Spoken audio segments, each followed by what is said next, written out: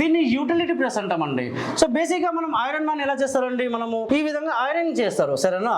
కానీ దీనిపైన స్పెషలైజేషన్ దీనిది ఏంటంటే ఒక 2-3 షర్ట్స్ 2-3 ప్యాంట్స్ లేకుంటే మీరు ఇన్ కేస్ బెడ్షీట్ కూడా ఐరనింగ్ చేయాలనుకుంటే దీనిపైన ఈ విధంగా బట్ట పెట్టేసి ఈ పెడల్ ఉన్నదా మేడం, ఈ పెడల్ మీరు నొక్కిండ్రంటే లాక్ అవుతుంది సరేనా. పెడల్ లాక్ అయినప్పుడు మీకు 100% అని ఒకటి ఐరనింగ్ అని ఒకటి ఉంది. దాని తర్వాత రిలీజ్ చేసిండ్రంటే దీనిపైన మీరు మాన్యువల్ ఐరనింగ్ కాకుండా ఆటోమేషన్ ఐరనింగ్ మీరు చేయొచ్చండి మీరు.